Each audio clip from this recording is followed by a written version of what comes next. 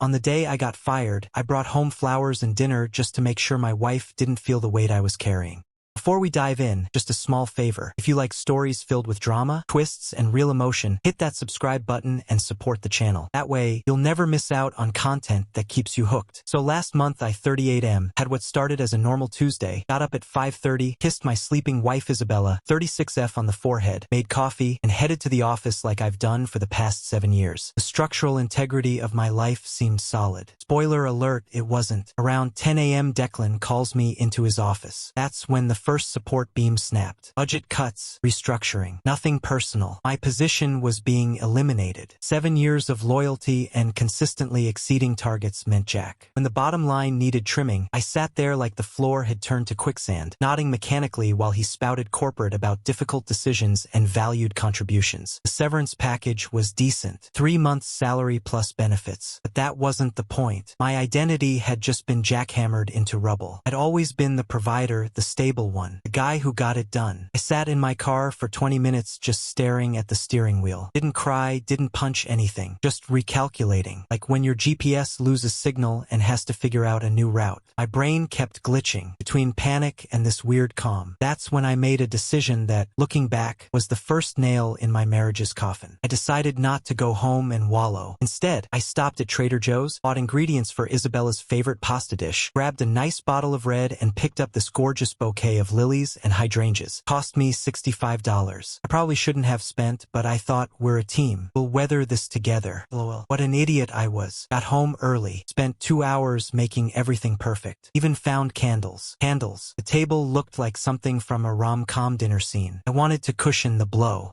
Show that even though I'd lost my job, I hadn't lost my ability to take care of my family. That we'd be okay. Isabella walks in around 5:30 with our daughter Catalina, 10F from her piano lesson. Takes one look at the table, the flowers, the whole setup, and her face just shifts. Not surprise, not appreciation, something else entirely. She looks at me and her first words aren't, "What's the occasion?" or "This is lovely." Nope, she says, "Something happened at work." Her radar for problems has always been weirdly accurate. I tell her we need to talk after dinner, trying to keep things light in front of Catalina, but Isabella isn't having it. She demands to know right then. So I explained calmly, rationally, that there were cuts, that I've been let go, but that we have savings and severance and I'll find something else quickly. That's when she looks at the bouquet I'm still holding. Like an idiot, she actually snorts. Then she says, "What's this? A guilt gift from an unemployed clown?" The words hit like a wrecking ball. But what happened next cracked the structure of what I thought our marriage was. She takes the flowers from my hand, walks to the kitchen sink and throws them in. Actually throws them. Water splashes everywhere. Then she turns to Catalina and says, "See, that's what a failure looks like." Our daughter standing right there looking confused and scared. I smiled and said nothing. Not because I'm some Zen master, but because I was in shock. The blueprint of our relationship suddenly looked completely different than what I'd been building from Catalina started crying. Isabella told her to stop being dramatic. Dinner sat there getting cold while Isabella launched into a rant about responsibilities and mortgages and how she didn't sign up for this. That night, after Catalina was in bed, the real excavation began. Isabella laid into me about how embarrassing this was going to be. How was she supposed to face her friends? What about the Aspen trip they'd been planning? What about the country club membership? Not once did she ask if I was okay. I slept on the couch that night, couldn't bear to lie next to her while staring at the ceiling. Memories started flooding back. Red flags I'd ignored. The way she'd flinched when my buddy Russell showed up in his 10-year-old Honda instead of his new Tesla that was in the shop. How she suddenly needed to reschedule dinners with my college friends who weren't successful enough. The comments about our neighbor's new pool and how some people know how to provide her constant scrolling through Instagram, obsessing over influencers' luxury vacations. The next morning, I started checking our finances while she was at her Pilates class. Found out she'd opened a separate credit card 6 months ago, had racked up over $1.10, $5,000 in charges at Nordstrom, Sephora, and Weekend Girls. Trips that suddenly made sense given how distant she'd been. When Isabella got home, she was already on her phone telling her friend Rhonda how humiliated she was about my situation. Didn't even notice me sitting there with all our financial docs spread out. Later that day, she actually suggested I borrow money from my parents. My dad's a retired teacher, and mom works part-time at a library. Meanwhile, she absolutely couldn't cancel her upcoming spa weekend because appearances matter. That night, while she slept soundly after making a clear intimacy was off the table with an unemployed man, I made a decision. I texted Russell, who'd been trying to get me to join his business for years, asked if his offer was still open. It was. For the next week, I played the part of devastated husband, applied to jobs online where Isabella could see me doing it. But every day while she was out spending money we didn't have, I was meeting with Russell, planning something bigger. Isabella's cruelty didn't let up. She'd make comments in front of Catalina about how some daddies can keep their jobs and how we might have to downsize to a neighborhood with good security. Every dig, every snide remark, every disgusted look when I'd suggest cutting back on expenses. They were all bricks in the foundation of what was coming next. By week 3, the plans were set. Isabella still had no idea. She was too busy telling our friends how she was supporting her struggling husband while simultaneously withdrawing emotionally and financially. On day 21, after being fired, Russell and I finalized everything. That same evening, Isabella told me she was taking Catalina to her sister's for the weekend because she needed space from all this negativity. Perfect timing. The morning they left, my phone pinged with a notification from our joint account. Isabella had just withdrawn $5,000 for her mental health retreat with her sister. I smiled and finished packing my essential belongings. 2 days later, my phone started blowing up. First 5 messages, then 12, then 29. By the end of the day, 47 texts, calls, and voicemails. But that's a story for another post. This one's already too long and TBH. I need a drink just from writing it all out. The interest on emotional debt compounds daily. 47 messages blowing up my phone. But let me backtrack a bit to fill in the 2 weeks between Unemployed Clown Day and the message explosion. The morning after getting fired, Isabella was already in full damage control mode. Not for my benefit, for her social standing. She literally made me promise not to tell anyone about the job situation until she could figure out how to frame it like my unemployment was some kind of PR crisis. Meanwhile, the kitchen sink flowers were still sitting there, sad and droopy because she refused to throw them out. Said they were a reminder of consequences. Psychological warfare right there in our own kitchen. By day 3, something weird started happening with Catalina. She began asking me questions like if we were going to be homeless or if I was really a failure like mommy said. Broke my heart. I sat her down and explained that losing a job doesn't make someone a failure. It's just something that happens sometimes. She seemed to get it is. Isabella walked in during this convo and rolled her eyes so hard I thought she'd strained something. Meanwhile, I was building scaffolding for what came next. Every morning, I'd make a show of searching job sites on my laptop where Isabella could see me. But as soon as she left for her daily workout or lunch with Rhonda, I'd switch to Zoom calls with Russell, hammering out details. See, Russell had been trying to get me to partner with him for years on his consulting business. I'd always declined out of loyalty to my company. Ironic, huh? But now the foundation was cleared for something new. The business plan was solid. We'd leveraged my technical knowledge and Russell's existing client relationships. Even conservatively, projections showed we'd be profitable within 6 months. Russell was stoked to finally have me on board. Kept saying we were going to crush it. Week 2 is when Isabella really ramped up the psychological demolition. She started with subtle sabotage, accidentally closing my laptop while I was mid-application, commenting about how my resume looked amateur compared to her friend's husband who knows how to format properly. Then one night after Catalina went to bed, she sat me down for what she called a reality check. Isabella explained that I needed to lower my standards, accept literally any job, even retail or fast food. She actually suggested I apply at the local Target, where her yoga friend's teenage son works. When I pointed out that the temporary pay cut would be massive, she shrugged and said, "Beggars can't be choosers." The same woman who 4 weeks earlier had insisted we needed to renovate our perfectly functional kitchen because the cabinets were embarrassingly dated. That night, I made an appointment with a financial advisor. Isabella didn't know about this, thought I was at a job interview. The advisor's face when I showed him our complete financial picture was educational. Turns out we were one major expense away from serious trouble. Isabella's spending had created a house of cards, and my job loss just knocked out the first level. Most concerning, she'd taken out a personal loan 6 months ago that I knew nothing about. $22,000. For what? Designer bags, a secret Botox fund, and a just-in-case account her friend Rhonda had convinced her every smart wife keeps hidden from her husband. I walked out of that office with a clear picture of our financial reality and a slowly solidifying plan. Secure my own financial foundation separate from Isabella. Document everything for the inevitable fallout. Protect Catalina at all costs. Finalize partnership with Russell. That weekend was the neighborhood barbecue. Awkward AF, everyone knew about my job situation by then, thanks to Isabella's whisper network. Most neighbors were cool, offered connections, suggested openings. But then Declan showed up. My ex-boss, the dude who fired me. Isabella practically sprinted across the lawn when she spotted him. For the next hour, she hung on his every word, laughing too loud at his lame jokes, touching his arm right in front of me. Right in front of his wife. Not subtle. Later, I overheard her telling him she'd love to hear more about opportunities at his company because someone in our house needs to be bringing in real money. Declan, to his credit, looked uncomfortable. His wife looked murderous. That night, I set up a separate bank account. Day 15, post-firing, Russell texted me that our first client meeting was scheduled. A major player in the industry, the meeting was incredible. They practically signed on the spot after seeing our presentation. The contract wasn't massive, but it was steady work for at least 6 months with good money. First brick in the new foundation. I didn't tell Isabella. Instead, I met with a divorce attorney, paid the consultation fee in cash, learned exactly what I needed to do to protect myself and Catalina. The attorney didn't sugarcoat it. With Isabella's spending habits, documented her behavior toward me and Catalina and my new income potential, I was in a surprisingly strong position. Day 18, Isabella cornered me in the kitchen. She'd been checking my browser history, invasion of privacy much, and couldn't find evidence of as many job applications as I claimed to be submitting. Then she dropped the bomb. She was reconsidering our future because she didn't sign up to support a man who couldn't support himself. The irony of her support claim, when she'd contributed exactly zero emotional support, was apparently lost on her that night on the couch. Yep, still sleeping. There, I finalized everything. Lee sought a modest 2-bedroom apartment near Catalina's school. Opening docs for the business partnership with Russell. Scheduled movers for when Isabella would be gone. Day 20, Isabella announced she and Catalina were going to her sister Joanne's for the weekend. Said she needed space from all the negative energy in the house. AKA me.